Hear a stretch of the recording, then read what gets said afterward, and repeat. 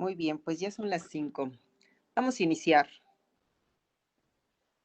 Bienvenidos a una sesión más de reflexiones en salud pública.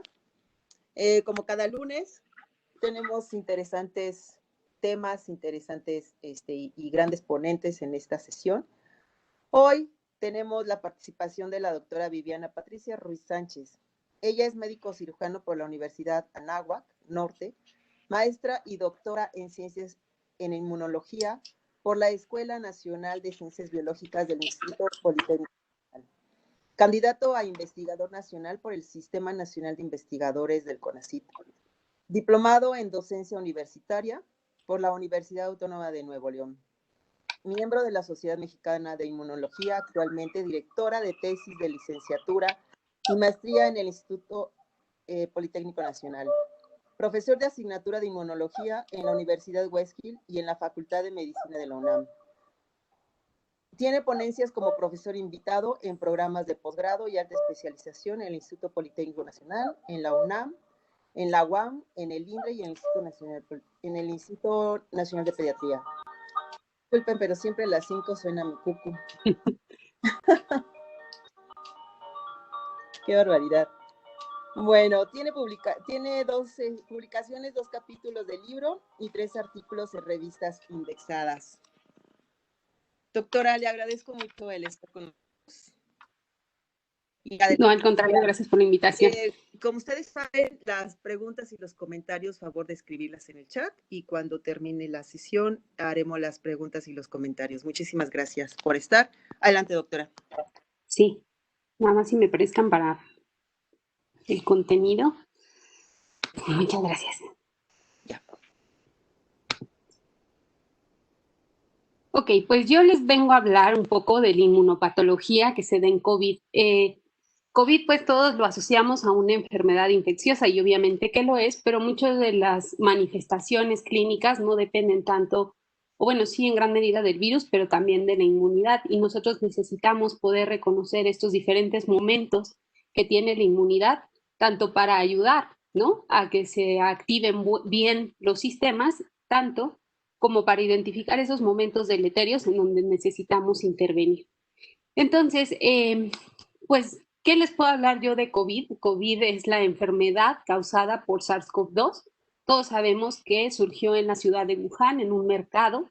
En un mercado fue el brote epidemiológico y en ese mercado pues vieron que podía haber contacto o más bien ingesta de diferentes mamíferos y que esos mamíferos podían ser los causantes de la enfermedad.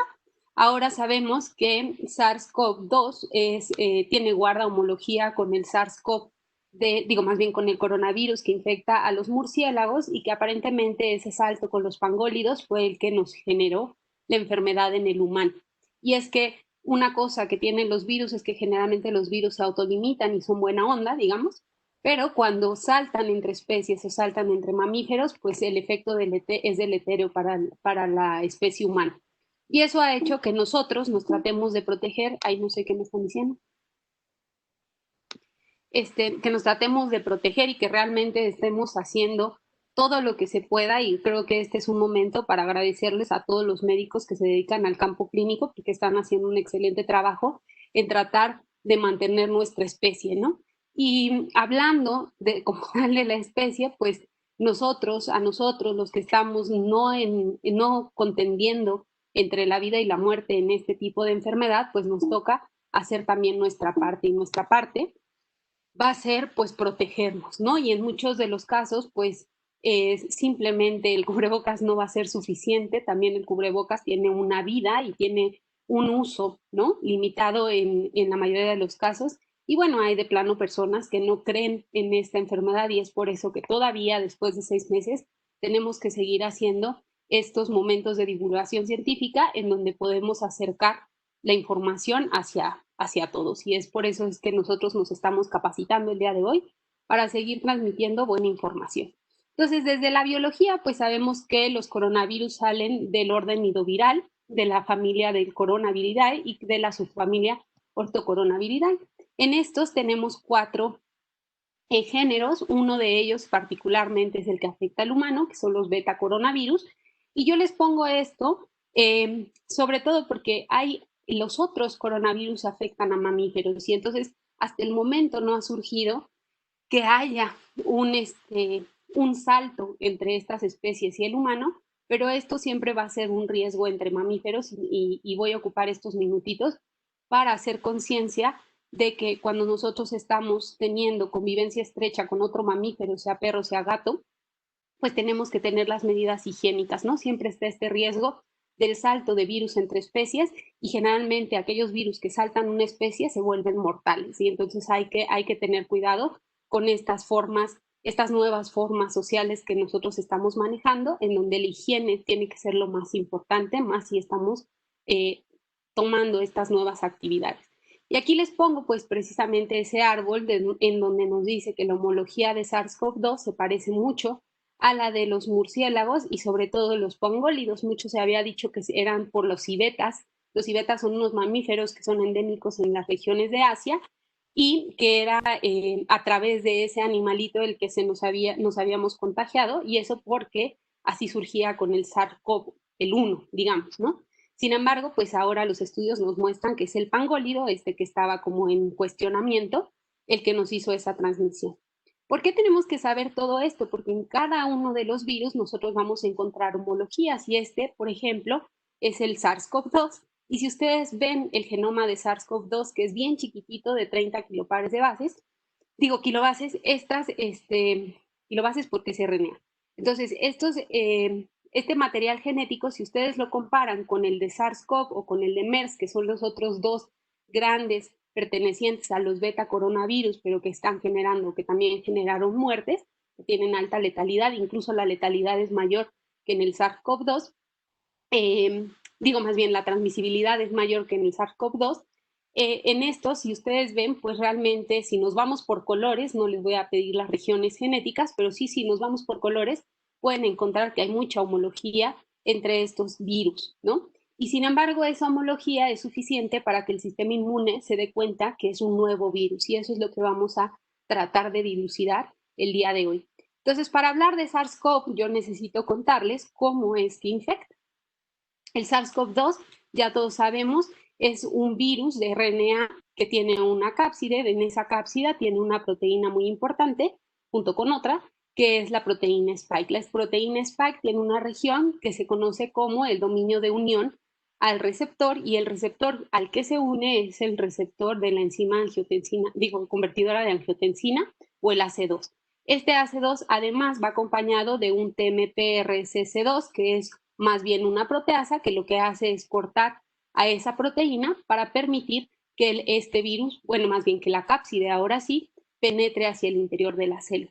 Ya en el interior de la célula libera su material genético, que en este caso es un RNA viral, y este RNA va a tener un momento súper importante, que es la lectura de los ORF, que van a ser poliproteínas. Estas poliproteínas de inicio son las que van a actuar como polimerasas, es decir, que son las que van a ser capaces de leer este RNA y hacer nuevos transcriptos.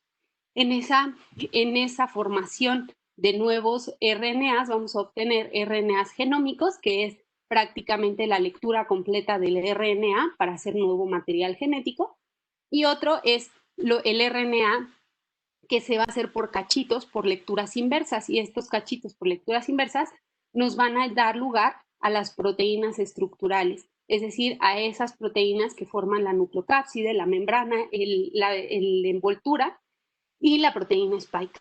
Una vez teniendo ya el material nuclear y todas las proteínas estructurales, lo que va a hacer es que va a llevar los procesos de maduración que todas las proteínas dentro de una célula eucariote tienen, es decir, pasan por retículo endoplásmico hacia Golgi, ahí adquieren la maduración con glicosilaciones que van a ser funcionales para las proteínas, para finalmente poder ser liberadas como, después de un ensamblaje, como virones, ¿no? Estos virones van a ser capaces de infectar nuevas células. Y bueno, este es el ciclo que conocemos en la actualidad de SARS-CoV-2 y es el que le atañe al sistema inmunitario. ¿Por qué? Porque estamos diciendo que todo esto, Rosita, pues es una célula, ¿no? Es una célula de la cual están ocupando toda su economía para hacer nuevos virones. Y entonces cuando ocupan a esta célula va a detectar algo. Y la pregunta es, ¿qué pasa si a nosotros nos invaden? Es decir, si a nosotros nos llegan los marcianos, pues de hecho un ovni, por ejemplo, es un objeto volador no identificado, es decir, yo no lo conozco, yo no, eso no es parte de mi mundo y entonces, por tanto, es extraño. Y ante algo extraño, pues no sé, o sea, no sé, nunca ha habido un ovni, espero, o quién sabe, pero en lo que sabemos es que si hay un algo que nos esté atacando, pues probablemente vamos a mandar al ejército de ese lugar, ¿no? O a los pobladores, o a ver a quién mandamos, pero que se den cuenta de que ahí está habiendo un agresor. Y después, una vez que ya confirmamos, quizás llamamos a alguien más especializado, a alguien que realmente se dedica a combatir a este tipo de invasores. Y prácticamente ese es el resumen del sistema inmune. El sistema inmune está hecho de una inmunidad innata. Esa inmunidad innata es la que se tiene en los tejidos, con la que nacemos, por eso se llama inmunidad innata, y ahí todas las células son las primeras que van a responder ante un agente extraño. Si yo lo quisiera homologar un poco, pues a mí me gusta mucho la ley y el orden, y entonces si yo lo homologo, pues podrían ser los policías, ¿no? Los policías son los que están dando el rondín, son los que están en las calles y son los que van a detectar si hay un agresor y van a responder ante ese agresor. Ya después les tocará irlo, estudiarlo, cuestionarlo y demás, y si sabemos que es alguien, un agresor, por ejemplo, sexual, en el caso de la unidad de víctimas especiales, bueno, entonces llamaremos a la unidad de víctimas especiales. Y esas son precisamente los que serían los homólogos a una inmunidad adaptativa.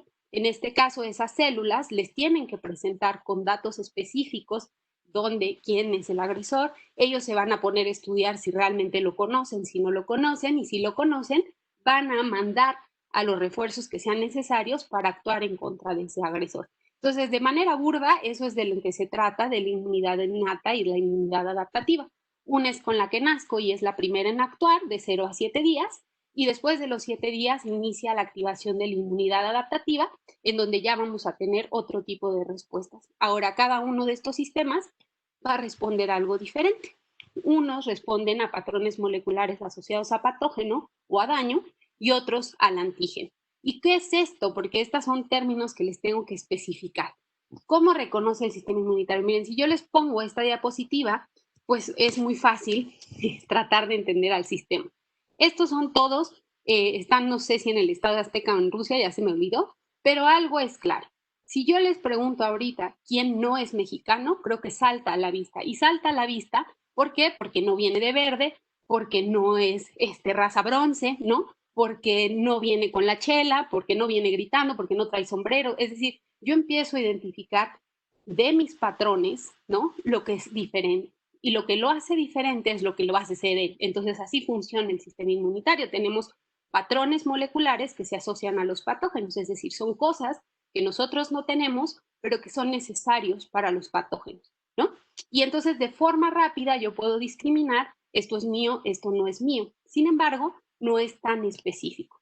En cambio, si yo identifico diferentes patógenos, a lo mejor como inmunidad innata digo, pues estos no son mexicanos, pero si yo le pregunto, es decir, si yo voy y le cuento el chisme a la inmunidad adaptativa, yo le tengo que llevar algo que caracterice a estas tres personas, ¿no? Y en el caso de a lo mejor yo le llevo la gaita. Y cuando le lleve la gaita a ese linfocito, va a decir, entonces este es escocés, ¿no? Independientemente de sus patrones, independientemente de lo que carga. Esa gaita, lo que nos quiere decir, o lo que nos intuimos, es que esa persona es un escocés. Y ese sería el antígeno, esa parte de algo que trae un bicho, pero que lo hace exclusivamente ser él. Y esa especificidad es la que ve el sistema inmune adaptativo. Entonces, una vez que ya entendimos qué es lo que reconoce, ya puedo empezar a hablar del sistema inmune como tal.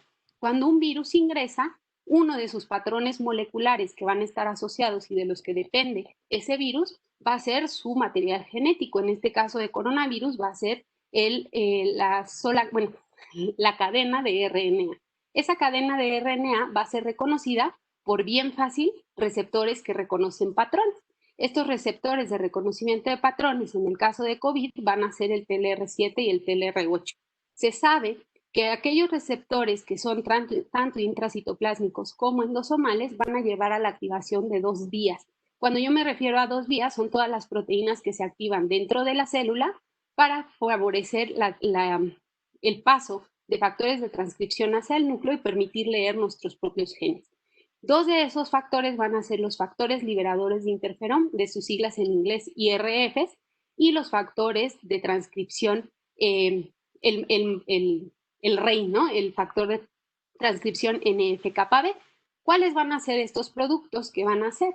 Pues los factores liberadores de interferón, pues van a liberar interferones. ¿Qué interferones? Los interferones de tipo 1. Estos van a ser bien importantes en el caso de infecciones virales. Y en el caso de NF-κB, yo les digo que es el rey porque generalmente trabaja y trabaja mucho porque es el responsable de la liberación de citocinas proinflamatorias.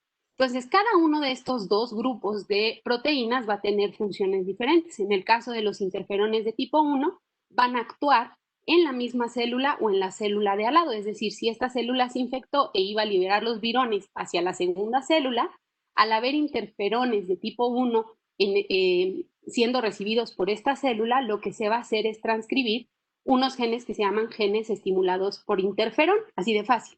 Esos genes estimulados por interferón son un montón de genes que lo que van a hacer es limitar la movilidad intracelular, es decir, yo voy a bloquear la actina, voy a bloquear el tráfico vesicular, voy a hacer microRNAs que silencien a ese RNA y que no se pueda leer, voy a inhibir polimerasas, es decir, voy a jugar a las estatas de marfil y voy a dejar a esa célula prácticamente incapaz de hacer nada con en su economía. Es decir, voy a entrar a un estado antiviral. ¿Por qué?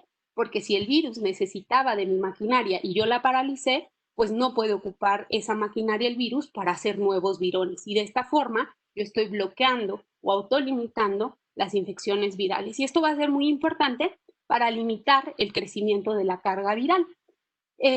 La otra cosa que se hace es la liberación de citocinas proinflamatorias. Y las citocinas proinflamatorias, como su nombre lo indica, favorecen inflamación. ¿Y qué es la inflamación? Pues es el arribo de nuevas células a los tejidos dañados y estas células generalmente van a ser células de la inmunidad innata.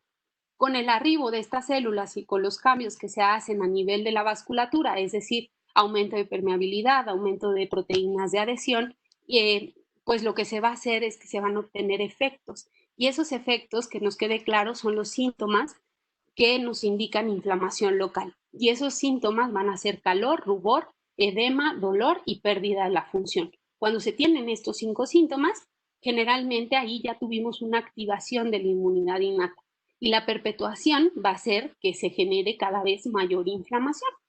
Esta inflamación, ¿por qué es buena? Porque nos permite que lleguen nuevas células, o sea, células del sistema inmune innato, a esos tejidos y traten de eliminar a los patógenos. Sin embargo, ese arribo de estas células va a llevar a la producción de más citocinas proinflamatorias. Y cuando incrementan esas citocinas proinflamatorias, vamos a llegar a un efecto sistémico. Pero ojo, hay un efecto sistémico que es protector, es decir, es un efecto sistémico fisiológico. Yo lo necesito.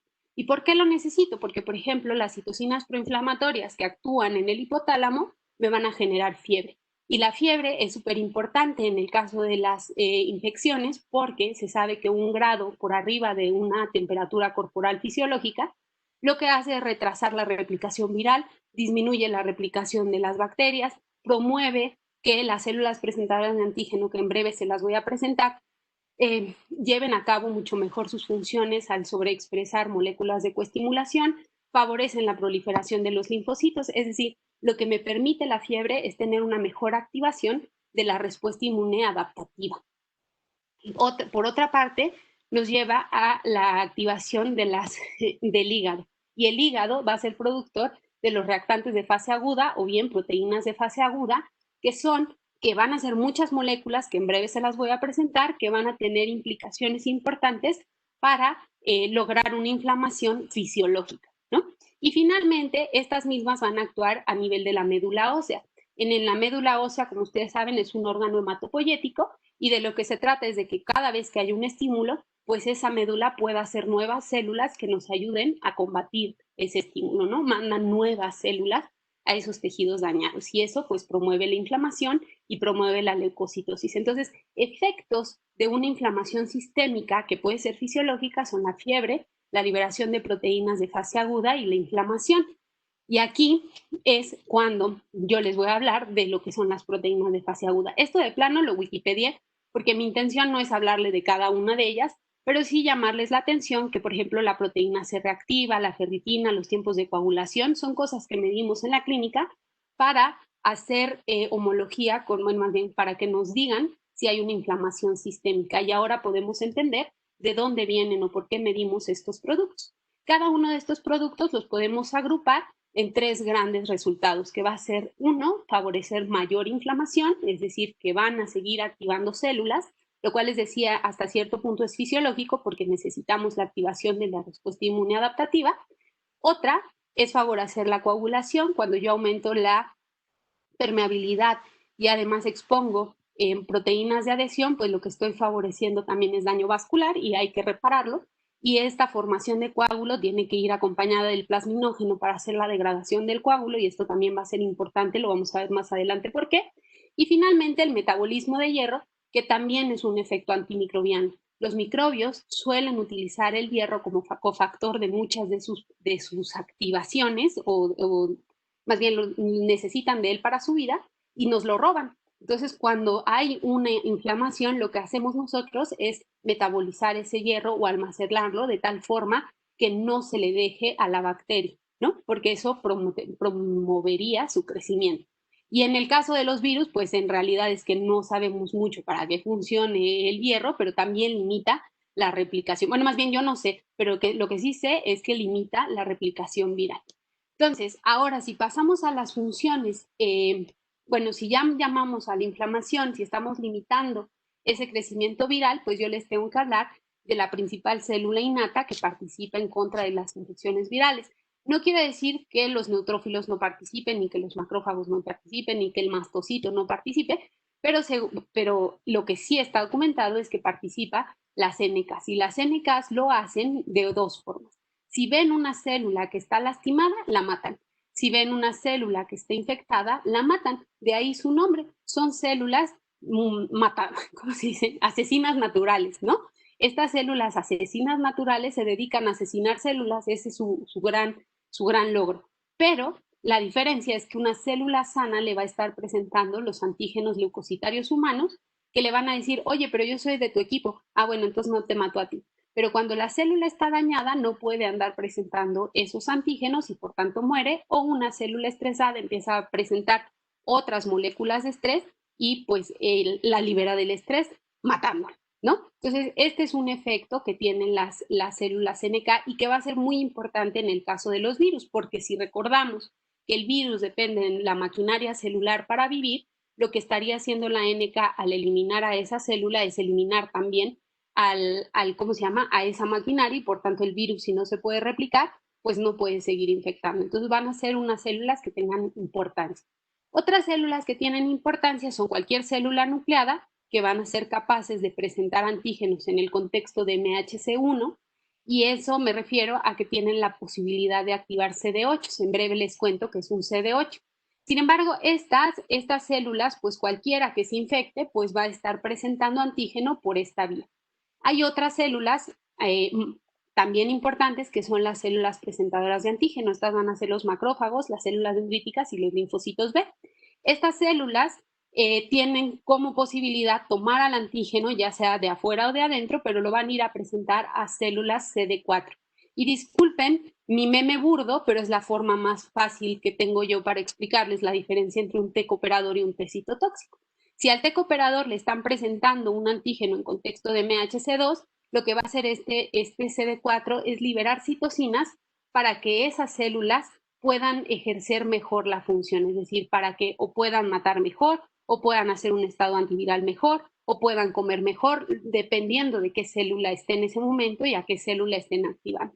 En cambio, en el caso del CD8, del citotóxico, lo que van a hacer es que cuando una célula nucleada esté presentando al antígeno, esta célula la va a matar. Es decir, es como otra variante, sería más bien la variante adaptativa de una célula NK.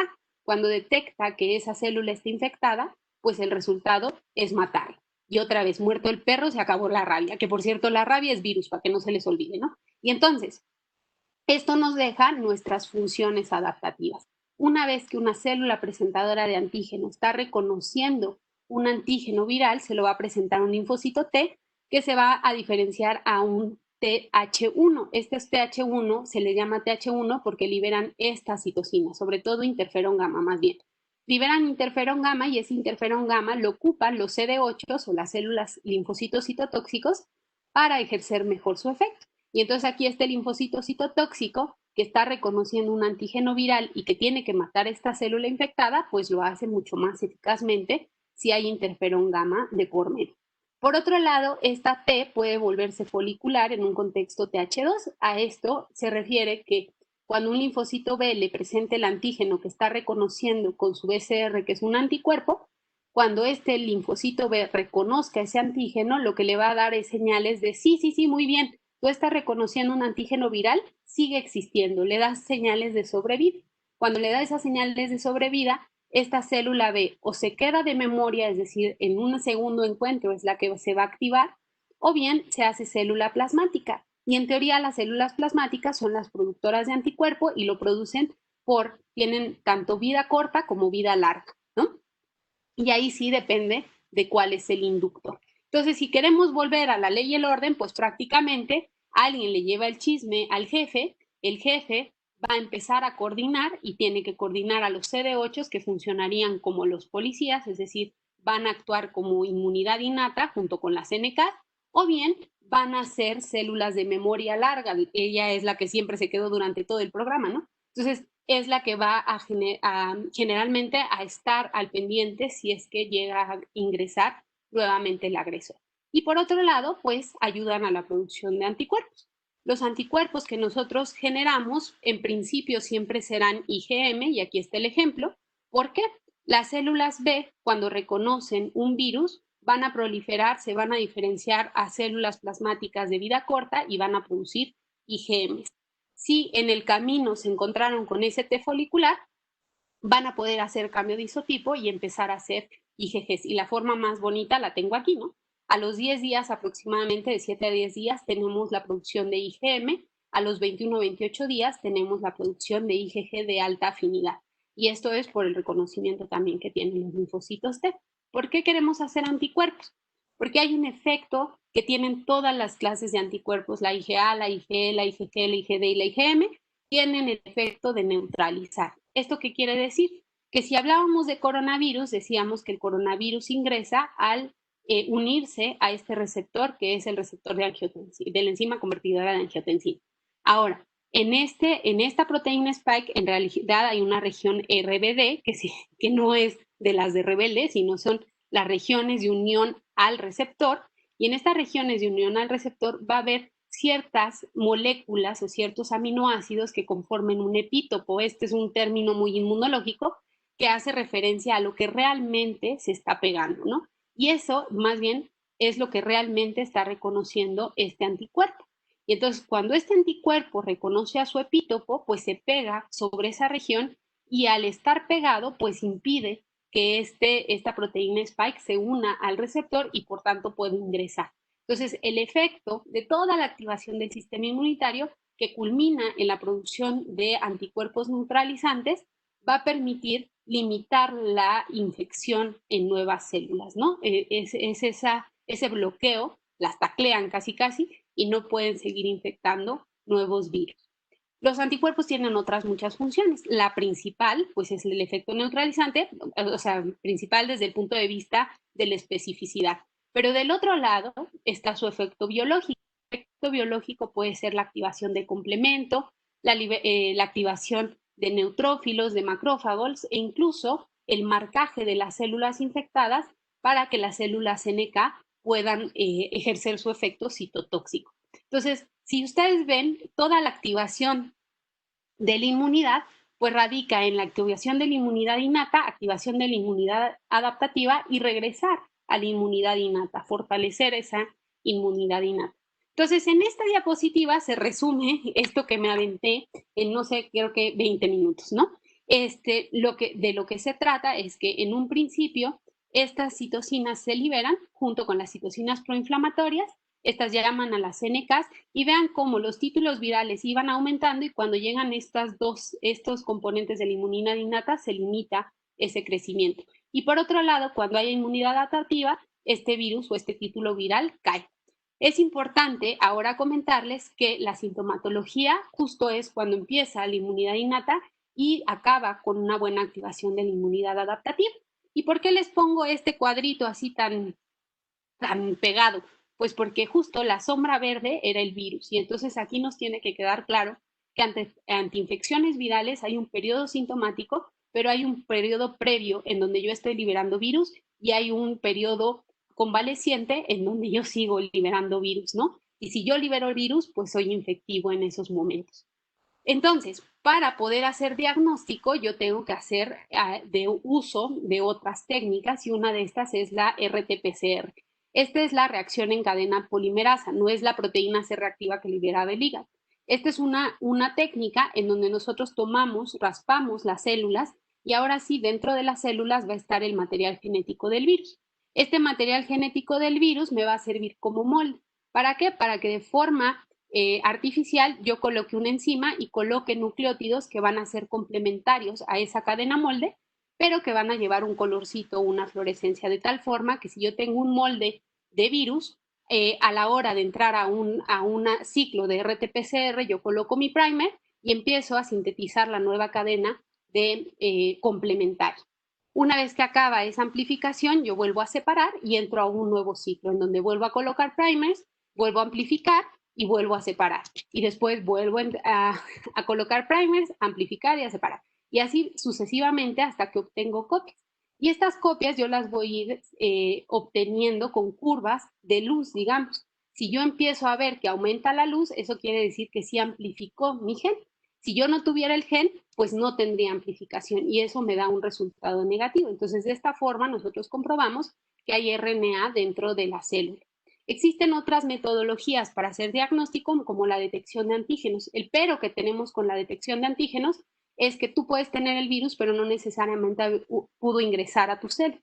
Si tú tienes el virus, tienes SARS-CoV a lo mejor, pero no generaste la infección y entonces eso sería pues un falso positivo, ¿no? Entonces la detección de antígenos sí tiene que estar, o sea, sí es un resultado que tenemos que tomar con cierta consideración. La otra es la detección de anticuerpos, que voy a volver a esta gráfica. Si yo detecto anticuerpo, pues debe de ser después del día 7. Si yo lo trato de identificar antes, ni siquiera hay IgMs, entonces eso no me podría hacer diagnóstico porque no tengo IgMs, pero sí tengo carga viral, que está aquí representado con la ondita azul. Es decir, que hay periodos en la infección en donde yo puedo ni siquiera tener síntomas y estar liberando el bicho. Cuando inicio los síntomas me puede dar una IgM negativa, pero no por eso quiere decir que no tenga la infección. Por eso es que la PCR es el diagnóstico o el gold estándar, ¿no? Sin embargo, podemos ver de manera indirecta las infecciones a través de la serología. ¿Por qué? Porque si yo veo o detecto IgM, si ustedes ven la curva en verde, generalmente acompaña esta curva que es mucho mayor y que empieza antes y termina después de la curva viral. Es decir, que si yo tengo IgM presente, yo puedo inferir que el virus está presente. Si yo tengo IgM e IgG, de todas formas tengo virus presente.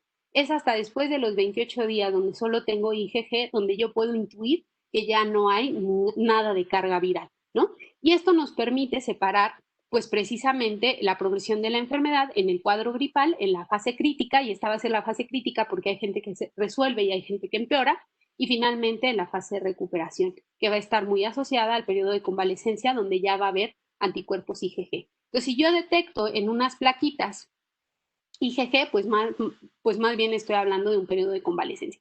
Ahora les pongo eso como un poco degradado para hacerles ver que va a haber muchos momentos. Hay diferentes severidades de la enfermedad y de eso les quiero hablar un poquito más adelante. Entonces, estos son los diagnósticos que se pueden hacer, las plaquitas que son muy rápidas y son muy efectivas porque son muy baratas, pero que cuyos resultados ya vimos, tenemos que tomarlos con reserva, ¿no? Si yo tengo esta placa totalmente negativa, yo todavía no puedo decir o asegurar que esa persona no tiene infección, porque para eso necesito una prueba diagnóstica de PCR, ¿no?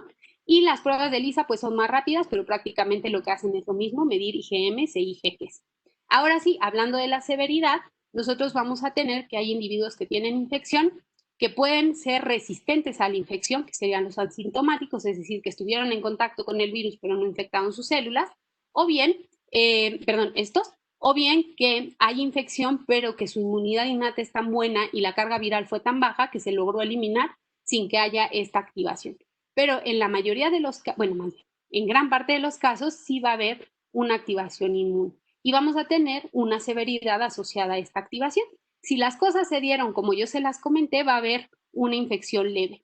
Pero si las cosas se fueron complicando, si el estado inmunitario de esa persona ya estaba limitado o ya estaba muy activado, tan activado que se cansó, ya no vamos a poder tener los mismos efectos. Y cuando no tenemos los mismos efectos, entramos en un tipo de, más bien, en una severidad moderada.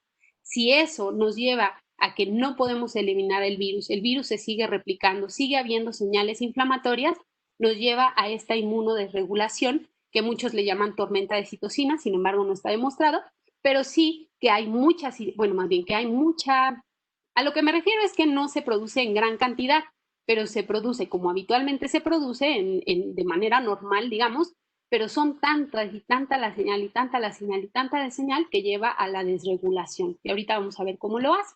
Entonces, este es un metaanálisis en donde podemos ver, pues, en muchos artículos las manifestaciones clínicas que se manifiestan, bueno, que se presentan. Y aquí yo les pongo en verde, pues, esas que están asociadas a inflamación local, como es la tos, como es ¿cómo se llama? La sensación de ardor o de dolor en la garganta y la producción de esputo. Después vienen las de estas que se relacionan a inflamación sistémica, fisiológica, que sería el dolor de cabeza, el malestar general, la fiebre, ¿no? Sin embargo, si nosotros dejamos progresar esto, bueno, a estas además nos permiten ver por qué hay leucocitosis, por qué hay estas proteínas o estos reactantes de fase aguda elevados, pues ya lo entendimos, porque hay una activación fisiológica y hasta cierto punto necesaria del sistema como tal. Sin embargo, en estas situaciones en donde yo tengo una inflamación que no me lleva a la eliminación del virus, sino que sigue existiendo y siguen llegando células y esas células siguen siendo incapaces de eliminarlo, bueno, pues vamos a pasar a este síndrome de dificultad respiratoria. Fíjense bien cómo en un inicio yo tengo esta misma activación, pero se elimina el virus. Sin embargo, en los estadios severos, lo que hace esa inflamación es que en el tejido alveolar entran esas células y esas células están tratando de combatir con todo y matan células y generan, ¿cómo se llama? La flemita, ¿no? O empiezan a hacer de plano membranas en ese alveolo que impiden el intercambio gaseoso. Y eso nos explica por qué los pacientes se desaturan, porque hay una inflamación alveolar que me impide ¿cómo se llama? El paso de aire o el intercambio gaseoso, ¿no? Y aquí tenemos, por ejemplo, la imagen que BD nos regaló muy amablemente, en donde ven que un moderado todavía puede hacer ese intercambio gaseoso. Está limitado, yo puedo ver la desaturación, pero aún ventila. En cambio, en los estadios severos, estos sí ya necesitan que les metamos presión positiva o bien hasta que haya una máquina extracorpórea que ventile por ellos, ¿no? ¿Por qué? Porque todo el espacio alveolar está ocupado de inflamación. Esa inflamación sigue siendo ineficaz y entonces nos lleva, miren, aquí les pongo del JAMA, ¿no? Cómo es que se ve un pulmón con COVID a los 5 y a los 15 días y vean cómo a los 19 días y vean cómo la lesión sigue existiendo. Y finalmente, bueno, estas citocinas, digo más bien, este estímulo no acaba y entonces nos lleva a los efectos patológicos de las citocinas proinflamatorias, en donde se genera bajo gasto cardíaco, en donde se genera coagulación y esta coagulación va a tener que, o va a tratar de eliminarse el coágulo y eso genera la producción de dímero D. Sin embargo, va a ir incrementando. ¿Por qué? Porque se sigue coagulando y entonces tenemos el riesgo de hacer microtrombos y ahorita vamos a ver cuál es el efecto de esos microtrombos. Y a nivel muscular necesitamos agarrar energía de donde sea y empezamos con este término que es la caquexia, ¿no? Que es un efecto muy característico del factor de necrosis tumoral de forma patológicos, incrementados de forma patológicos. Entonces, todo esto nos lleva a la presentación de un síndrome de respuesta inflamatoria, en donde vemos que estos dos primeros eran productos de una activación fisiológica de la inflamación y estos son consecuencia de una activación patológica de la inflamación. Y entonces esta respuesta inflamatoria sistémica es la que nos va a generar ahora sí que haya una progresión. Y junto con los trombos que se están generando, nosotros podemos empezar a tener ahora sí fallas agudas cardíacas, fallas agudas renales, una infección secundaria y finalmente el choque. Y después del choque, pues la muerte, ¿no? Entonces vemos cómo la activación inflamatoria, la activación del sistema inmunológico desregulada es la que nos lleva a esta progresión fatal, ¿no? ¿Y quiénes son los que se ven más afectados? Pues generalmente esto puede estar asociado, y esto aquí les pongo, es una propuesta que hacen en este artículo, que pueden ser los individuos que tienen una inmunidad desregulada, ya per se, que son todas las comorbilidades que ustedes ya conocen, que haya mecanismos de evasión del SARS-CoV-2. Hasta el momento lo que sabemos de SARS-CoV, no 2, de SARS-CoV, el previo, es que, por ejemplo, inhibía a la formación de interferón tipo 1, ¿no? Y aquellos individuos que tengan disminución de interferón tipo 1, pues prácticamente toda la activación se está viendo transgredida, ¿no? Porque ese es el inicio para la activación del sistema inmunitario. Y finalmente, la alta carga viral, y esto es algo bien importante a la hora que convivimos con un paciente con COVID, porque entre más carga tenga, pues la severidad es mayor, ¿no? Y entonces ahora se trata de que aunque convivas con alguien con COVID, pues tú te pongas tu cubrebocas. ¿Por qué? Porque eso podría limitar la carga viral, y si limita la carga viral, podría limitar toda esta progresión que nos lleva a la falla multiorgánica. Y finalmente, pues ven en este metaanálisis quiénes son los individuos que están más relacionados a peor pronóstico, y pues van a ser aquellos que son con una condición de base proinflamatorios. Todos estos enfermedades tienen un componente proinflamatorio: la diabetes, la hipertensión, la enfermedad cardiovascular, la enfermedad obstructiva y cáncer, pues todos ellos dependen, ¿no? Y en el caso del hígado, pues son individuos inmunodeficientes para nosotros. Entonces, todas estas comorbilidades pues llevan a esta desregulación del sistema inmunológico, que va a estar asociado a estos malos desenlaces, y que nos puede explicar por qué tenemos una diferente gama de posibilidades en cuanto a la historia natural de la enfermedad, teniendo el 80% de asintomáticos y leves, y luego ya los síntomas severos y los síntomas críticos, ¿no? Que ya expliqué.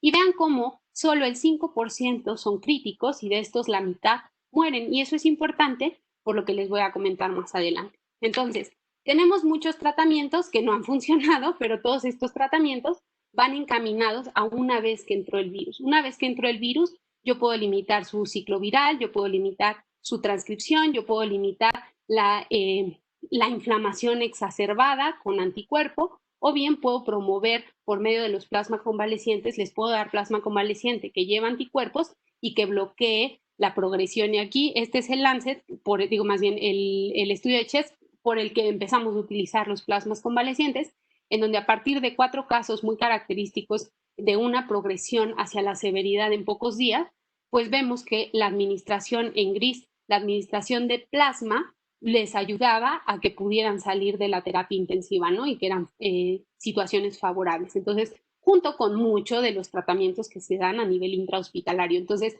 esta es la razón por la cual los plasmas convalecientes se dejan en los pacientes críticos. Otra cosa son las terapias alternativas. En las terapias alternativas, las que yo leí, fueron obviamente el uso de vitaminas, que no es nada alternativo, y la otra es la administración de gotitas que favorecen la hialuronidasa.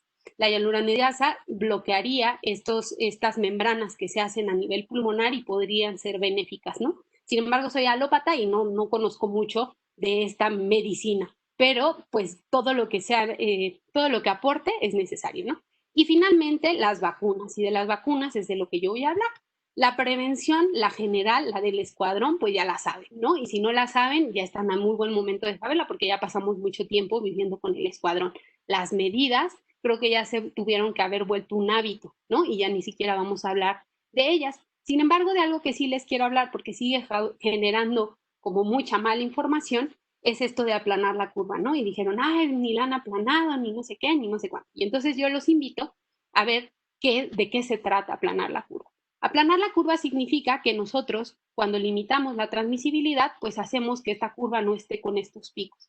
Si no está con estos picos, me alcanza mi sistema de salud para atender a todos. Y ahora sí, si regresamos a la historia natural de la enfermedad y yo tengo hospitales, puedo salvar otro 15%. Pero si yo no tuviera, entonces ese 15% ya realmente sería mucho mayor, o sea, sería mayor la cantidad de personas que necesitan el hospital, Y al no tenerlo, y al no tener ventilación, y al no tener heparina, y al no tener, pues finalmente el deceso sería mayor. Entonces, el tener un pico así de agudo, aunque todos dicen, pues se alcanzaría mejor la inmunidad de rebaño, que de eso también les voy a hablar, pues en realidad lo que estaríamos generando es una alta letalidad. Y si ustedes quieren hacer los cálculos, pues yo les digo que somos 129 millones de mexicanos que ahorita, bajo este esquema, alcanzarían una mortalidad del 3%, que para una comunidad que ya somos 129 millones, 3% pues es demasiadas muertes, ¿no? Las que se esperan. Ahora bien, la inmunidad de rebaño de la que todos hablan, esta depende de la tasa de transmisibilidad, y la tasa de transmisibilidad o el R0 lo que nos dice es que una persona puede infectar, por ejemplo, en el caso de COVID, a 4 personas, si bien nos va. Si bien nos va, lo digo porque va de un rango de 2 a 6, y es que no es lo mismo que la siguiente persona que viva 1 kilómetro a aquí que vivimos 6 en hacinamiento en un solo cuarto, ¿no? Entonces la transmisibilidad varía entre poblaciones, pero vamos a dejar que es del 4%. Esto quiere decir que una persona puede infectar a 4 personas más. Y al infectar a 4 personas más, estas 4 infectan otras 4 y así nos vamos hasta que todos nos infectamos. Y entonces todos los que dicen, es que debieron de dejarnos infectar, pues yo les quiero decir que están en un grave error. ¿Por qué? Porque para alcanzar la inmunidad de rebaño, nosotros tenemos que calcular el umbral de rebaño. Y el umbral de rebaño es, el cálculo es 1 entre un cuarto de la transmisibilidad. Esto quiere decir 1 entre un cuarto. Esto quiere decir que el 75% de la población debió de estar infectada para que yo pueda alcanzar una inmunidad de rebaño. Y si el 75% de la población estuvo infectada, eso tendríamos que hacer 129 millones por 0.75. Y si la mortalidad calculada al momento es de 3%, tendríamos que aumentarle el otro 15% por tener el pico, ¿no? Y entonces la mortalidad sería brutal. Esto quiere decir que el aplanamiento de la curva es una perfecta estrategia. ¿Por qué? Porque si vamos a tener infectados, estos infectados no van a alcanzar a pasar el umbral de nuestro sistema de salud, no va a haber tanta tasa de letalidad y nos va a permitir este tiempo alcanzar al desarrollo de vacunas. Y el desarrollo de vacunas, ahora sí, vacunados, vamos a tener que el R0 disminuye. ¿Por qué? Porque entonces solo una persona no se vacunó y va a transmitirle a otra persona, ya no a 4, y cuando esa persona se infecte, ya nadie se va a poder infectar porque está rodeado por ese 0.75%, digo 75%, va a estar rodeado de personas que no pueden seguir permitiendo la replicación viral. ¿Y esto a quiénes va a proteger? Pues a las poblaciones vulnerables. ¿Quiénes son las poblaciones vulnerables? Los pacientes con VIH, a los que habitualmente no se les puede vacunar, aunque la vacuna de ahora es muy moderna y a lo mejor y sí pueden, a los pacientes con autoinmunidad que no van a poder, a los pacientes con cáncer que no van a poder, a los viejitos que a lo mejor no alcanzan a hacer una buena inmunidad, a las pacientes embarazadas que no van a poder y a los niños que tampoco van a poder, ¿no? Entonces, en estos casos son a los que estamos protegiendo, pero la gran diferencia de esperar la vacuna es que la tasa de mortalidad disminuye y la tasa de mortalidad calculada para los mexicanos, pues es una tasa de mortalidad esperada muy alta, muy, muy alta. Y entonces por eso es que vuelvo yo en una intención a comentarles que hay pacientes que pueden, más bien, hay individuos que pueden estar infectados y no tener manifestaciones y estar transmitiendo la enfermedad, ¿no? Y entonces aquellos que ya se desesperaron de estar en su casa, yo los invitaría a reconsiderarlo, ¿no? Porque realmente eso es un problema de salud. Y entonces hay que esperar las vacunas. Y aquí en mayo teníamos estas vacunas que estaban en fase 1, estas dos estaban en fase 1, todas las demás eran preclínicos. Y de ahí nos saltamos a la grandiosísima de Oxford. ¿Por qué es la grandiosísima de Oxford? Porque Elías Ayub me puso a trabajar este fin de semana y descubrimos que esta es la de AstraZeneca, ¿no? Y entonces esta es la que le van a poner a los mexicanos y de esta les voy a hablar en breve. Ay, todavía tengo tiempo, sí. Entonces, las vacunas de DNA, ¿de qué se tratan? Pues estos son plásmidos en donde se hacen modificaciones por ingeniería genética, en donde solo y solo se inserta ese gen que codifica la proteína spike. Y aquí está como si solo poniendo ese fragmentito hacen proteína spike, que es la más importante en estos momentos porque es la que permite el ingreso del virus. Si yo logro hacer células, es decir, esplenocitos en ratones que están produciendo, más bien que responden a esta proteína y proliferan, eso me quiere decir indirectamente que hay linfocitos T y linfocitos B que están respondiendo a eso y que me podrían proteger como células de memoria. Y además aquí evalúan los títulos de anticuerpos que van a ver en estas 3 barritas, verde, azul y rojo, que protegen contra SARS-CoV-2 y algunas hasta cruzan con SARS-CoV.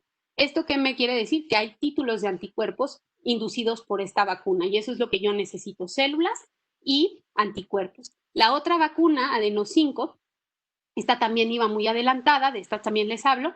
Ven que aquí se produce de manera dosis dependiente, es decir, entre más vacuna le ponga, hay mayor producción de anticuerpos. A partir del día 14 inicia esa producción y al día 28 ya tenemos muchísima cantidad de anticuerpos, ¿no? Y además obtengo células, aquí están, estos son los que están vacunados al día 14 al día 28, obtengo células CD4 productoras de citocinas y CD8 curiosamente productoras de citocinas y estas células, tanto CD4 como CD8, suelen ser son pluripotenciales, es decir, que secretan las 3 citocinas más importantes para combatir SARS-CoV-2. Y en el caso de la ChAdOx, que es la que nos van a poner, la de AstraZeneca, es un adenovirus que generaron en la Universidad de Oxford gracias a todo lo que tenían de antecedente por MERS. Ellos estaban haciendo la vacuna de MERS, que les funcionaba bien, pero resultó que esta les funcionó mucho mejor. Y aquí tenemos los cortes histológicos de los chimpancés en donde probaron esta vacuna. Estos son chimpancés no vacunados, estos son chimpancés vacunados y vemos el pulmón. Y aquí ustedes ven el área neumónica que se hace en estos chimpancés que no recibieron la vacuna. Hay infiltrado linfocitario que se ve claramente, yo siempre les digo a mis alumnos que son los puntitos morados, ¿no? Y finalmente esta hiperplasia de neumocitos y estas células incisionales, ¿no? Que se generan y las áreas neumónicas. Y finalmente, si yo veo al día de infección, pues puedo determinar que aquí hay, por medio de la inmunohistoquímica, aquí se marcó la proteína S y en estos que están vacunados, pues sí hay expresión de proteína S. En cambio, en los que estuvieron vacunados, no tenemos áreas neumónicas, el alveolo se ve como alveolo y finalmente no hay detección de proteína S, es decir, esta en macacos protegía. Se hicieron los estudios fase 1 y fase 2, que a lo que se refiere es que vacunaron primero a 10 personas, luego a 200, ¿no? Bueno, en realidad fueron 300, y se ve cuánta inmunidad adquieren. Y entonces aquí compararon con una vacuna que colocan allá, que es la de meningitis, no es parte de nuestro esquema nacional de vacunación, pero bueno, y con plasmas convalecientes, ¿no? Y entonces se ve que con una sola inyección de esta vacuna nosotros alcanzamos niveles importantes de anticuerpos, ¿no? Incluso mayores que los que alcanza una vacuna que ya se utiliza ya, y que si yo revacuno, es decir, si yo pongo un refuerzo, no aumenta tanto la cantidad de anticuerpos. Y es por esto que dicen que con solo una vacuna, o sea, con solo una inmunización es suficiente para hacer una buena producción de anticuerpos del tipo IgG, porque estos ELISAs eran un kit que medía solo y exclusivamente IgGs, que son los que buscamos. Entonces, ya para finalizar, pues les quiero hablar de otra prevención y es la prevención de regresar a la normalidad. Y aquí sí se me hace importante hablarles de la salud y la salud viene de un término que se llama salus utis, que es estar en condiciones de superar una dificultad. Entonces es momento de hacernos de esas armas, ¿no? Esto que es tan nuevo, tan impresivo, tan hasta, ¿cómo se llaman? Tan agresivo, ¿no? Estamos en condiciones de superarlo y debemos de estarlo si queremos recuperar la salud. Y por otro lado, la salud nos dice la OMS que es el estado de bienestar físico, mental y social y es por eso que yo les traigo estas perlas de la inmunología, en donde vemos que alimentos ricos en zinc y en vitamina C nos ayudan a situaciones antivirales, es decir, nos ayudan a producir esos interferones antivirales, nos ayudan a activar a macrófagos y a células NK que promueven estos perfiles necesarios para la eliminación. El ejercicio, 30 minutos durante 5 días diarios, nos ayudan a movilizar las células NK y CD8 a los tejidos. Y esto es muy importante para las situaciones virales, pero también para el cáncer, ¿no? Entonces, estas dos células también hacen vigilancia tumoral y entonces esa vigilancia inmunológica pues sería promovida por el ejercicio. Otra cosa para el bienestar mental es el mindfulness, ¿no? Nosotros queremos hacer muchas cosas al mismo tiempo y eso nos hace altamente ineficaces y altamente neuróticos. Entonces hay que disfrutar el hoy y el ahora. Y dormir. La falta de sueño y los cambios en el sueño, el insomnio y las malas higienes de sueño condicionan inmunosupresión. Entonces, si nosotros seguimos teniendo estas malas actividades durante este encierro, cuando salgamos vamos a estar inmunosuprimidos y a lo mejor no nos da COVID, pero sí nos dan muchas otras enfermedades. Y finalmente lo social. Yo a lo social los invito que si bien las redes sociales y estas actividades son muy importantes, también es un momento importante para hacerlo en familia. Este virus nos ha enseñado que las personas no somos mortales, ¿no? Que creo que ya lo sabíamos, pero por lo menos ahora sí nos concientizó del hecho de que la vida es finita. Y la forma de hacernos inmortales es a través de los recuerdos. Entonces asegúrense muy bien de generar recuerdos con su familia porque no sabemos cuándo se vayan a ir al más allá. Entonces, finalmente, pues, ¿qué nos llevamos a casa? Que el virus, coronavirus, es una infección, bueno, más bien SARS-CoV-2 es el que ocasiona la enfermedad de coronavirus. El coronavirus o COVID-19 va a ser la manifestación pulmonar de esta infección, pero sobre todo la activación de un sistema que se conoce como el sistema inmunológico, que va a tener dos vertientes. La inmunidad adaptativa que reconoce a este virus dentro de la célula y que en su respuesta libera citocinas, que activan a la respuesta inmune tanto celular como humoral, generando células de memoria y producción de anticuerpos, y estos anticuerpos pueden ser protectores a limitar la reinfección viral, ¿no? Y que para el diagnóstico, pues es necesario conocer todas estas cosas porque prácticamente el diagnóstico se centra en el reconocimiento viral por RT-PCR o bien la producción de anticuerpos por medio de ELISA y de las pruebas rápidas o pues también por las imágenes de tomografía axial que nos permiten ver la lesión en los pulmones, que es muy importante en este tipo de patógeno. Y bueno, como siempre, dudas y comentarios siempre serán bien recibidos. Espero que les haya gustado esta plática.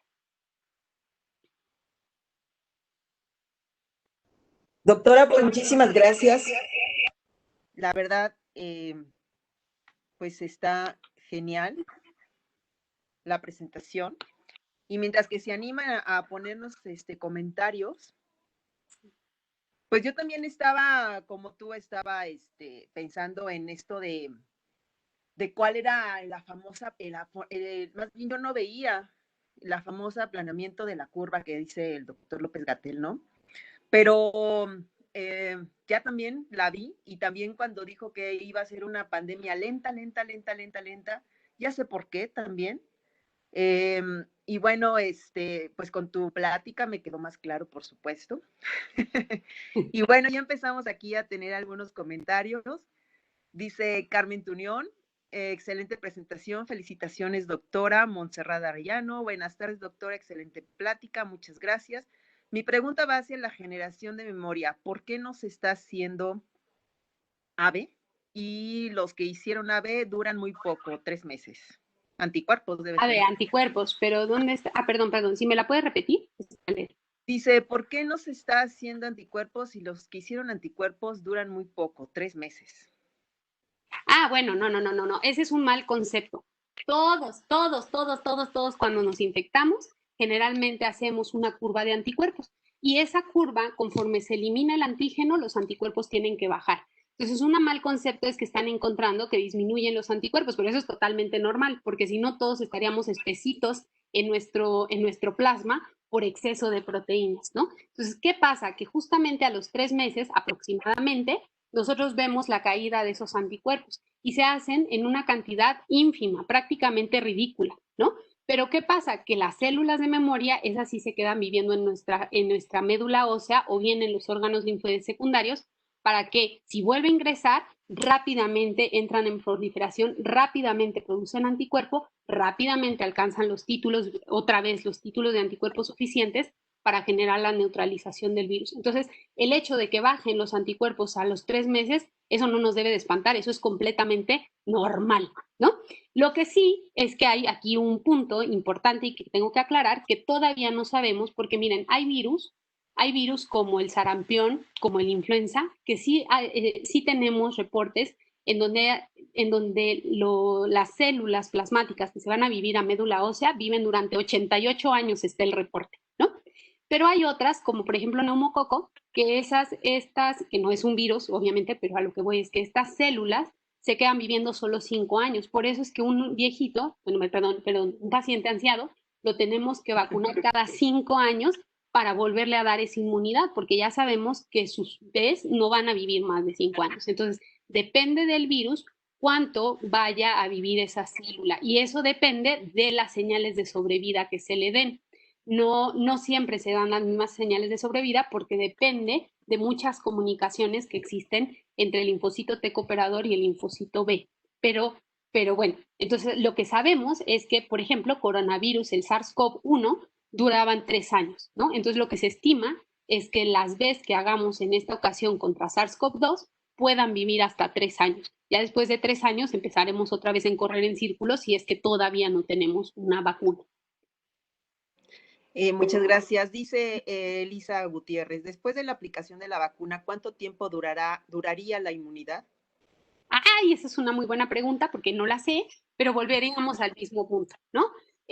Sería muy aventado que yo les dijera, sí, dura 1 año, dura 2, dura 3, eso no lo sabemos y para eso son los estudios clínicos. Por ejemplo, estos de fase 2 que ya van a instalarse en fase 3, incluso en el artículo lo comentan, ¿no? Vamos a seguirlos evaluando por 1 año para ver si siguen teniendo títulos virales, títulos de anticuerpos suficientes para la neutralización, que sí le alcanzan este Chadox, ¿no? Pero sería muy aventurado que yo te pudiera decir, lo ideal es que una vacuna por lo menos te dé 6 meses de inmunidad, por lo menos. O sea, si una vacuna no te da 6 meses, entonces no vale la pena hacer esa vacuna, ¿no? Mira, dice la doctora Dulce Ortiz, dice, excelente plática, muchas felicidades, y ella tiene 2 preguntas. Sí. Ella dice, ¿usted cree entonces que los inmunoestimulantes sí pueden ayudar sobre todo a pacientes de riesgo? Y la otra es, ¿la vacuna de Oxford será segura? Ok, esas dos preguntas, muchas gracias por esas 2 preguntas, porque, es que me puso en un dilema, porque una cosa es hablar de inmunoestimulantes. La pregunta es, ¿qué vas a estimular y en qué tiempo? ¿No? Si, por ejemplo, a mí me dijeran que acaban de estar en contacto con una persona que tiene COVID y lo saben y ya está con PCR positiva, yo les diría, bueno, tómate, por ejemplo, Adimod, ¿no? Que ese se sabe que es un estimulante del interferón tipo 1. Y entonces, ahí sí estaría previniéndote. ¿Sí me explico? Y sí tendrías un curso a lo mejor bueno ante la infección.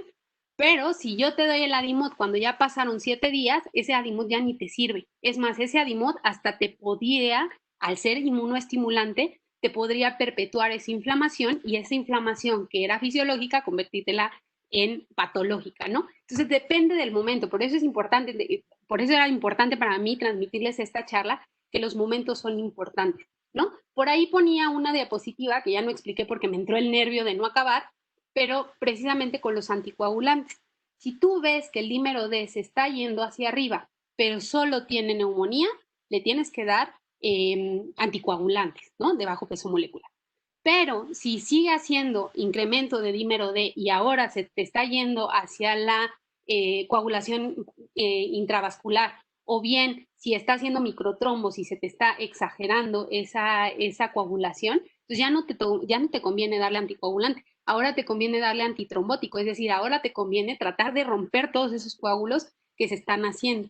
Y todavía se pone más gruesa la cosa porque tienes que ver si está haciendo antígeno lúpico o no lo está haciendo, porque si lo está haciendo no le puedes dar el antitrombótico. ¿Sí me explico? La aspirina está indicada hasta ese momento y hay gente que receta aspirina cuando apenas están sospechando, ¿no? Entonces la aspirina en ese momento no funciona prácticamente de nada. Entonces necesitamos entender la inmunopatología para poder dirigir un tratamiento de manera adecuada, ¿no? Porque hay momentos. Entonces, si a mí me dices un inmunoestimulante, te diría sí, un inmunoestimulante cuando estás teniendo activación de inmunidad. Si ya llegaste a la fiebre, si ya llegaste al estrés, ¿cómo se llama? Se me olvida siempre eso, dificultad respiratoria aguda, si ya llegaste a ese punto, a lo mejor un inmunoestimulante es lo menos que te conviene, ¿no? A lo mejor ahora, incluso así se daba el tocilizumab, ¿no? Cuando ya llegaban con datos de SIRS, les ponías el tocilizumab porque se creía que había tormenta de citocina y entonces sí había que bloquearlas. La cosa es que nunca fue tormenta, sino fue, digamos, un chipi chipi de todas las tardes en Cuernavaca. O sea, eso no es una tormenta, eso ya es algo esperado. ¿Sí me explico? Entonces, dependen de los momentos y sí dependen de las cifras. Eso es lo que vuelve tan complicado tratar COVID en estos momentos, yo creo, ¿no? Que si queremos estandarizar solo porque alguien dijo, pues a lo mejor ese que alguien dijo tenía un momento particular para dar el tratamiento, ¿no? Y si queremos hacerlo desde el principio, pues lo único que estamos entorpeciendo es al sistema. Ya.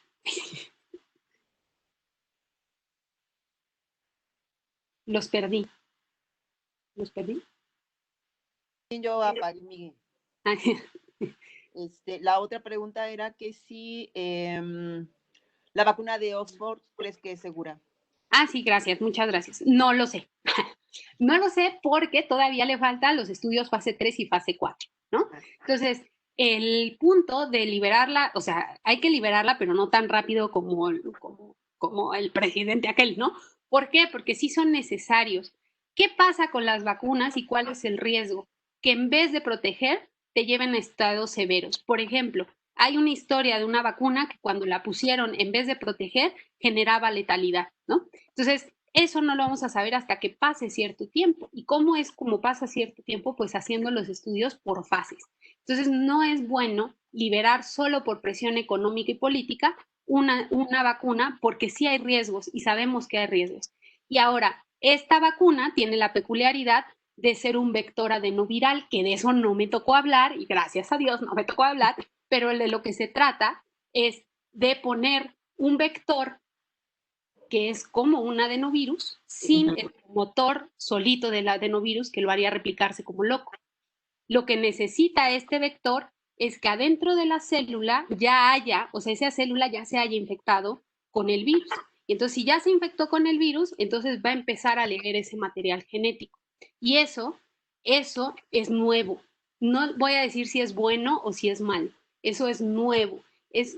Ha sido probado en otras especies, es una muy buena estrategia, por ejemplo, porque se puede poner en pacientes inmunosuprimidos, ¿no?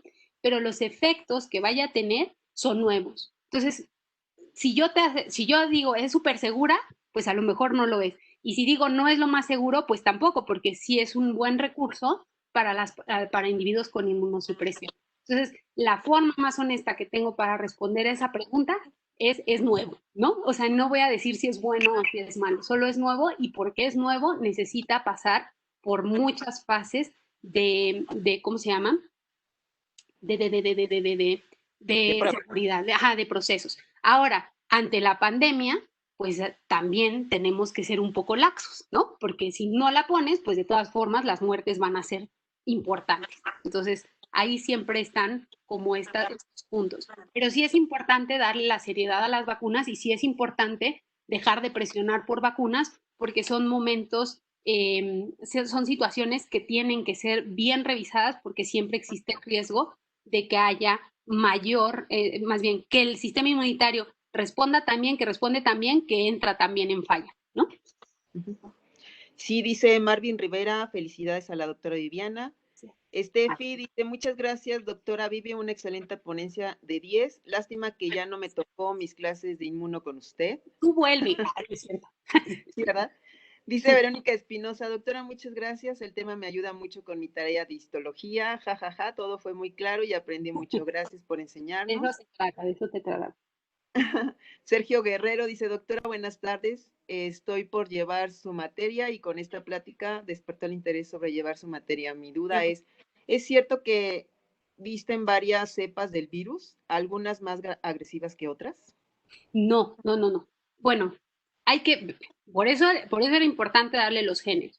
Existen 4 géneros de coronavirus. De esos géneros, el beta coronavirus es el que infecta al humano.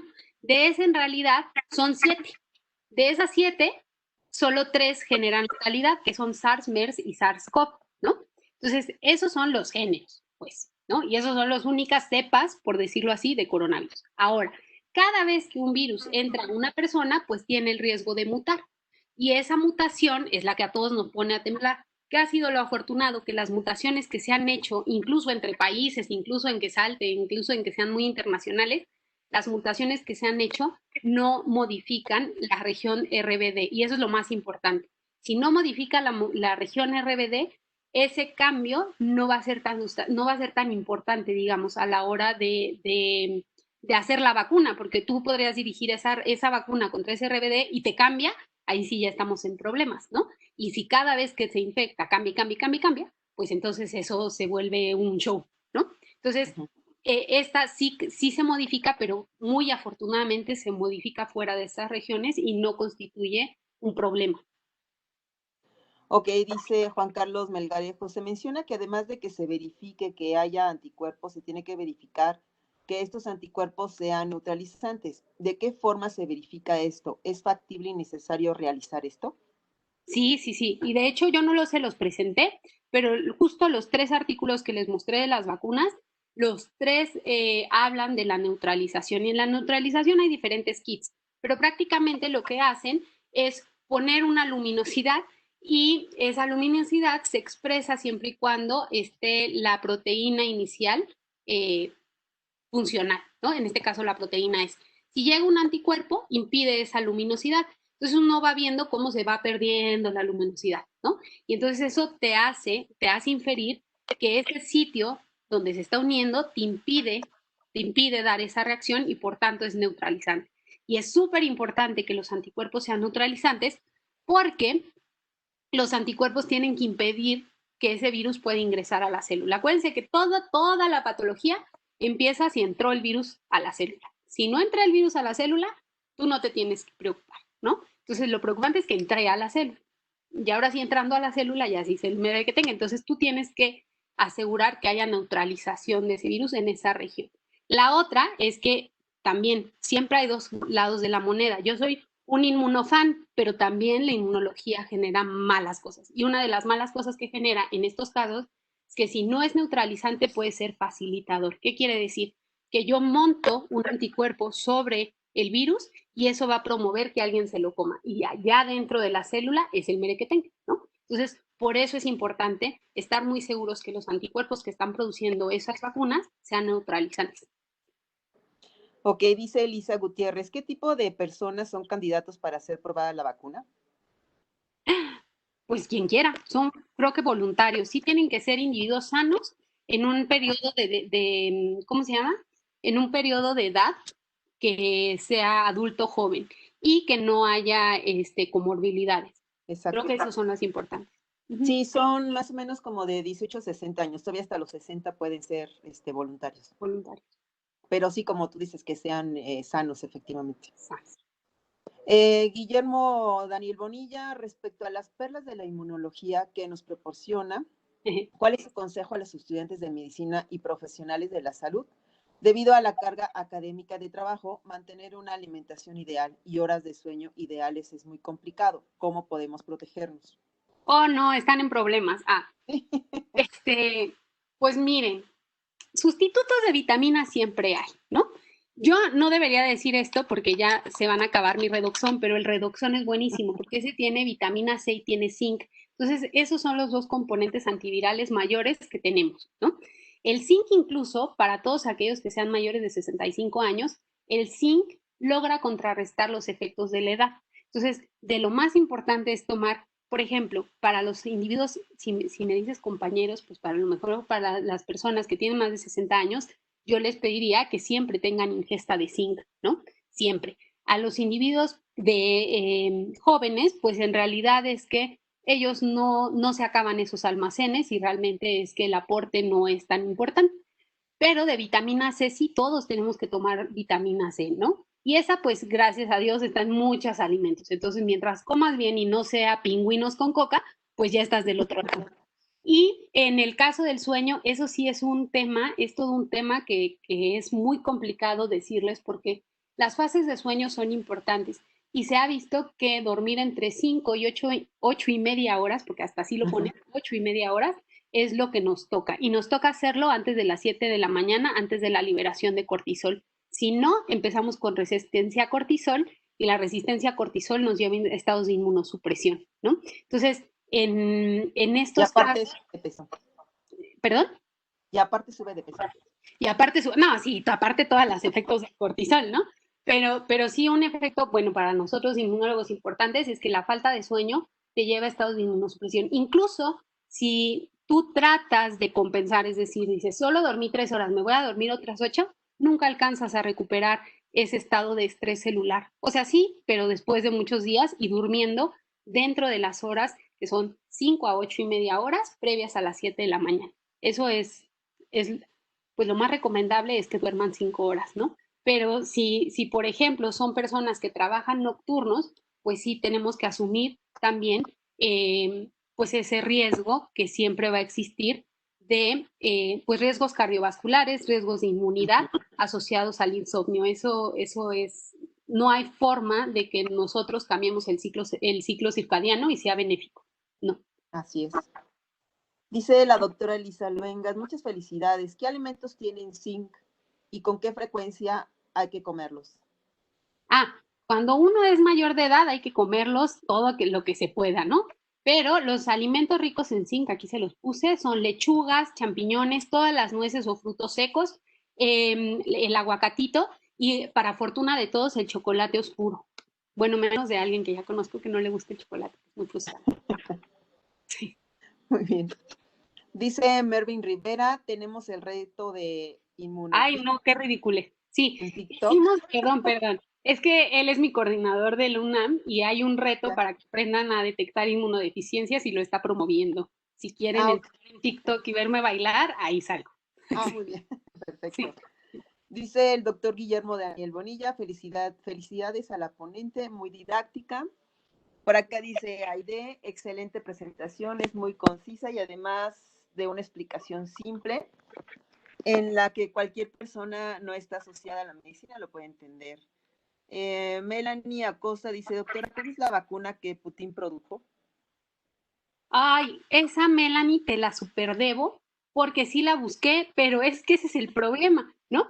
Son 23 vacunas que ya pasaron a los estadios fase 3 y en el artículo que yo vi, esa todavía era experimental, o sea, ni siquiera, es decir, solo le hicieron en células y haciéndole en células ya dijeron que va a funcionar en el murino, que va a funcionar en el chimpancé, que va a funcionar en 10 humanos, en 200 humanos, en 3,000 humanos y en 10,000 humanos, ¿no? Que es lo que necesitaría ser una vacuna para colocarse. Entonces, ¿qué es lo que pasa? Que en esta guerra, en este afán de sacar la vacuna, muchos están haciendo sus vectores virales, pero el funcionamiento es el mismo, ¿no? Entonces, prácticamente, si ya funcionó o sea, con otra vacuna, muy probablemente va a funcionar con la tuya, ¿no? Pero, pues, de todas formas hay que comprobarlo porque al ser vectores virales tienen que estar asegurados de que lo están haciendo bien. Quien quiera revisar vectores virales, hay un video muy bonito acerca de los vectores virales y este es un vector viral, ¿cómo se llama? De segunda generación, por si quieren entender cómo es esta vacuna. Ok, dice Montserrat Arellano, doctora, ¿qué opinas sobre el artículo sobre el cultivo de COP19 en aire? ¿En quién? En COP19 en aire. Debe ser COVID-19 en aire. Pues sí, pero no sé, tendría que leer el artículo, pero de lo que sí sabemos es que el virus en realidad es muy pesado, entonces cae al suelo. En aire es difícil que tú lo puedas aislar y además para un cultivo tú tienes que agarrarlo inmediatamente y meterlo en una célula, ¿no? Generalmente, y esto fue un caos por la información y porque los artículos no se están revisando, porque la necesidad es que la información llegue, ¿no? Pero una de las cosas que se está diciendo es, ay, es que si tocas el barandal y no sé qué, pues sí, pero depende de cuánto tiempo lo tocaste. Los virus se desecan. Hay virus que pueden mantener el material genético, así como tú puedes extraer el material genético de Mycobacterium tuberculosis en la momia de Teotihuacán. ¿Sí me explico? O sea, claro que puedes obtener ese material genético, pero no quiere decir que esa célula, digo, que esa bacteria de esa momia de Teotihuacán te puede infectar a ti. ¿Por qué? Porque ya se desecó, solo que el material genético, pues ahí está, ¿no? Entonces, muchos de estos nuevos artículos que están haciendo realmente un temor, pues hay que analizarlos con lupa, porque tú puedes tener material genético, pues vos, así hacen la medicina forense, ¿no? Tú puedes obtener esos materiales genéticos y no necesariamente es un virus viable para la infección. Esa es mi única respuesta. Pero si puedes, Monse, porque yo sí te conozco, Monse, mándame el artículo, lo leo y ya lo discutimos bien. Ok, muchas gracias. Dice Roberto, hola, quisiera hacer dos preguntas. Antes que nada, felicitar a la doctora, muy buena plática. Yes. ¿Pacientes que estuvieron infectados se pueden colocar la vacuna de Oxford? Pues mira, Roberto, ya ni siquiera valdría la pena porque ya tendrías inmunidad. Ahora sí yo te invitaría, si ya te dio, a que esperemos, ¿no? Porque una cosa, si ya tienes la inmunidad, o sea, si a ti ya te dio la infección y ya tienes una inmunidad, ahora hay que esperar en qué momento se acaba esa inmunidad. Y eso sí va a ser fácil verlo porque puedes hacerte cada año títulos de lisas y ver hasta cuándo ya se te perdieron, ¿no? Mientras se mantengan en un nivel estable, que siempre un nivel estable va a ser por arriba de 1 en 40, pues entonces tú puedes estar haciendo tu monitoreo de si perdiste ese tipo de anticuerpos o no, y eso sería mucho mejor que andarte poniendo un vector viral, ¿no? Ahora, si vemos que se pierde la inmunidad y que ya no tienes títulos suficientes para la protección, entonces sí vacúnate. Pero yo creo que sería mejor esperar y ver la progresión y sobre todo que esto es algo que no conocemos, entonces yo los invito a ser responsables con su salud, ¿no? Y entonces en vez de ponernos algo que realmente es que para generar inmunidad ya no, porque ya la tienes, pues sería mejor estar checando esa inmunidad. Así es. Bueno, su otra pregunta, supongo que ya con esto queda contestada. Dice, ¿después de cuántos días posinfección SARS-CoV-2 se puede colocar algún tipo de vacuna? Ah, no, ya no puedes. O sea, ya después de la infección, ya te toca a ti hacer tu inmunidad activa, ¿no? O sea, te toca aquí a ti, a tus celulitas, trabajarle para hacer inmunidad. Eso es mucho más eficiente que una vacuna. Siempre, siempre una inmunización activa va a ser mejor, activa natural va a ser mejor que una inmunización activa artificial, siempre. Sí, pero más bien se refería a otro tipo de vacuna, por ejemplo, influenza. Creo, es que se me apagó Ah, la... ya. Sí, sí, sí, muy bien. Entonces esa pregunta me encantó. Sí, Sí, en el caso de todas las vacunas y sobre todo las vacunas virales, lo que hacen es favorecer la liberación de interferones tipo 1. Y como ustedes les comenté, pues los interferones tipo 1 lo que suelen hacer son estados antivirales, en donde para mí es muy fácil decirlo, se quedan como las estatuas de marfil, ¿no? Entonces, esa estatua de marfil va a permanecer así por lo menos un mes. Entonces, todas las vacunas, y esto es una estrategia que están haciendo en pediatría que me parece sumamente inteligente, porque ya tampoco los niños salen a vacunarse y eso creo que es un error. Si tú llevas a tu niño a vacunarse y le ponen una vacuna antiviral, lo que tú estás promoviendo es un estado antiviral y entonces cuando se encuentre con el COVID no va a poder progresar COVID porque el niño está en un estado antiviral por la vacuna que recibió. Y así son las vacunas, no las puedes poner antes de un mes porque entonces ni siquiera va a haber efecto porque están en esta etapa de marfil que no los permite seguir replicando, ¿no? Entonces no vas a generar esa inmunidad que tú quieres. Entonces todas las vacunas necesitan un periodo aproximadamente de un mes entre vacunas para que se les puedas poner. gracias. Dice Estela, ¿esta vacuna no se aplicará a personas de la tercera edad, ya que la mayoría tienen hipertensión o diabetes u obesidad? La verdad es que son cosas que tienen que considerar en fase 3, pero fase 3 y fase 4 del estudio experimental. Pero ¿qué podría ser? La ventaja de esta vacuna es que no están colocando el virus. Siempre que son vacunas recombinantes o vacunas de DNA, ahora que esta es la más moderna, pero cuando son vacunas recombinantes, al solo ser la proteína, esa proteína es prácticamente inerte. Ay, qué bueno que me lo pregunta, porque algo que no dije es que todas las vacunas que no están hechas de virus atenuados o de bacterias atenuadas, todas son solo partículas. Y una partícula es insuficiente para montar una respuesta. Entonces, para que nosotros hagamos que monte la respuesta, ¿qué hacemos los inmunólogos? Meterle un adyuvante. El adyuvante dice, te ayudo a la inmunidad.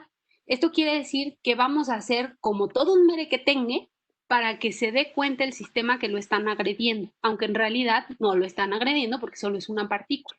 Entonces, cuando una vacuna es de estos tipos, pues va a generar una inflamación y va a haber una respuesta inflamatoria por el adyuvante. Entonces, todas las vacunas, y eso sí que nos quede claro, por favor, todas las vacunas tienen efectos adversos asociados a inflamación, es decir, dolor, eritema, aumento de temperatura, la fiebre y el malestar general. Todos esos tienen que estar para que nosotros podamos decirle al sistema, te están agrediendo, haz memoria en contra de esto.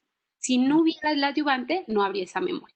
Entonces, en el caso particular de esta vacuna, va a ser una vacuna DNA, y entonces al ser una vacuna DNA, en realidad es que nada más estarían colocando ese fragmento de gen del virus que produce la proteína que es reconocida por el sistema inmunitario para generar neutralización. Y entonces al ser solo una partícula, pues no es infectiva y no habría riesgo, por eso digo, ni en pacientes inmunocomprometidos, y yo creo que si en los inmunocomprometidos, como pacientes con VIH, no hay riesgo, mucho menos en un paciente adulto mayor. Claro. Dice Melanie Acosta, la gran tasa de mortalidad en México se debe en parte a la gran población de obesos, diabéticos, hipertensos que tenemos en México, porque México ocupa el primer lugar en Latinoamérica relacionado con el índice de mortalidad. Sí, Melanie, yo quisiera decirte que más que la obesidad y los ancianos y la hipertensión son los inconscientes. Eso nos va a matar más. Porque en realidad el que está gordito, yo por ejemplo no he salido de mi casa, ¿no? O sea, el que está gordito, el que tiene hipertensión, el que tiene diabetes, sabe que está en riesgo y no sale y se cuida. Todos los que se están infectando, todos los que están llegando al hospital, y eso sí que les quede claro que sí está pasando, todos los por lo menos de los que yo me enteré de neumología del Hospital General, han sido jóvenes que se fueron de fiesta, ¿no? O sea, son los que están adquiriendo la enfermedad y los que están llegando a la hospitalización. ¿Por qué? Porque son los que se están enfrentando al virus. Todos los demás estamos en nuestra casa bien guardaditos. Entonces, ¿qué es lo que está haciendo las altas tasas de mortalidad en México? La inconsciencia. Eso es. Totalmente de acuerdo. Dice, creo que es Eric Ragoso, excelente presentación, la verdad es que me sirvió bastante para futuros trabajos sobre el tema COVID. Pregunta, para el cultivo, ¿cuánto tiempo podría estar con vida el virus? Para un cultivo aproximadamente tienen que ser menos de 48 o 24 horas. No sé, la verdad tendría que leerlo porque a lo mejor estoy haciendo un cálculo con otros virus, pero la mayoría de los virus se desecan rápido. Es más, si tú los expones al sol a los 30 minutos se desecan. Entonces realmente es que debe de ser un tiempo muy limitado, pero yo desconozco esa cifra. Y una pregunta más, doctora, ¿en cuánto tiempo, cuando a uno le apliquen la vacuna, en cuánto tiempo uno empieza a generar anticuerpos?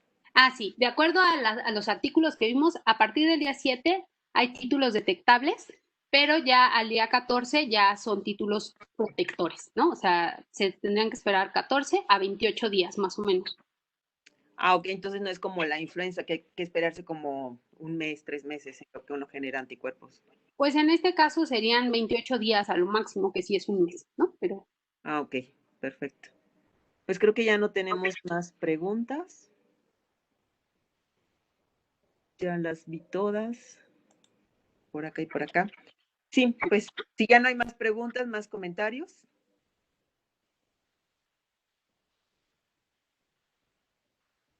Pues tuvimos muy buena audiencia, doctora, ya ves. ay, qué bueno. Tú estabas un poco Pues preocupada. fatal. Eres taquillera, doctora. Muy bien. Gracias. Muchísimas gracias por estar aquí, muy amena la plática, muchísimas gracias a todos los que se conectaron hoy también. Doctora, te agradezco a nombre del doctor Ramón Esperón Hernández, director de la facultad, de todas las autoridades de la Universidad West Hill y en mío propio, el haber estado aquí con nosotros y ocupar este tiempo. Y les agradezco a todos ustedes que se hayan conectado y tener esta excelente plática. Muchísimas gracias. Al contrario, nos Hasta vemos luego. el próximo lunes. Sí, gracias. Bye.